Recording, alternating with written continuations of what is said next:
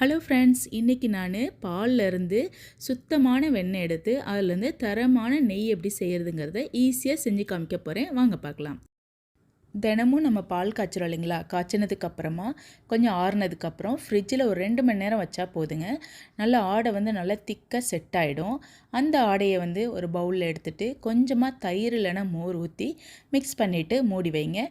ஒரு 6 மணி நேரத்தில் நல்லா தயிராக செட் ஆகிடுங்க. இதே மாதிரி ஒரு வாரமாக சேர்த்து வச்ச பாலாடையிலேருந்து செஞ்ச தயிர் தாங்க இது. இந்த தயிர் அப்படியே எடுத்து மிக்சியில் போட்டு தண்ணியே சேர்க்காம நல்லா நைஸாக அரைச்சிக்கணுங்க. இந்த தயிரை நல்லா நைஸாக அரைச்சதுக்கப்புறமா ஒரு லாங்காக இருக்க பிளாஸ்டிக் டப்பா எடுத்திருக்கேன்.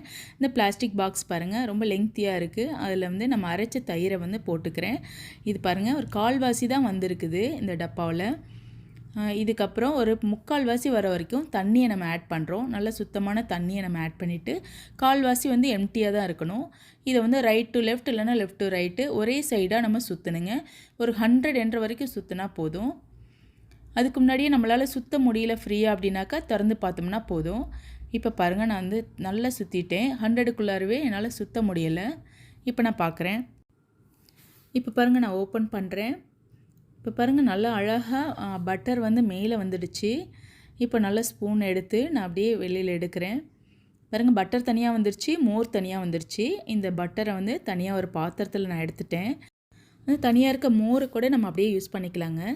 இப்போ நம்ம இந்த வெண்ணெயை அப்படியே கூட நம்ம யூஸ் பண்ணிக்கலாம், இல்லைனா நம்ம நெய்யாக கூட ஆக்கலாம். இப்போ நான் நெய் எப்படி செய்கிறதுன்றதை காமிக்கிறேன். ஒரு சுத்தமான கடாயில் அந்த பட்டரை போட்டுட்டேங்க. போட்டுட்டு ஹீட் பண்ணுறேன். ஹீட் பண்ணிவிட்டு ஓரளவுக்கு நம்ம மிக்ஸ் பண்ணுறேன். இந்த பாருங்க, இந்த கட்டியாக இருக்குல்ல, இந்த வெண்ணெய் போன வாரம் அம்மா எடுத்து வச்சுருந்தாங்க. அதையும் நான் இதோட சேர்த்துக்கிறேன். ஒரேடியாக நம்ம நெய் எடுத்துடலாம். முதல்ல இந்த வெண்ணெய் பாருங்கள் ஒயிட்டாக இருந்துச்சு. அதுக்கப்புறம் பாருங்கள் எல்லோவாக கோல்டன் கலரில் ஆயிருக்கு. அதுக்கப்புறம் கொஞ்சம் டார்க் ஆகிருக்கு பாருங்கள். இந்த மாதிரி டைமில் ஒரே ஒரு ட்ராப் தண்ணி மட்டும் இப்படி விட்டிங்கனாக்க அப்படியே படபடன்னு சவுண்டு வரணும். சவுண்டு வரல அப்படின்னாக்க இன்னும் கொஞ்சம் நேரம் காய்ச்சணும்னு அர்த்தம். இப்போ பாருங்கள், இப்போ விடுறப்போ கொஞ்சம் நல்லா படபடன்னு சவுண்ட் வருது. ஸோ இதனால் காஞ்சிருச்சு. அவ்வளோதாங்க. இப்போ நம்ம ஆஃப் பண்ணிடணும் ஸ்டவ்வை.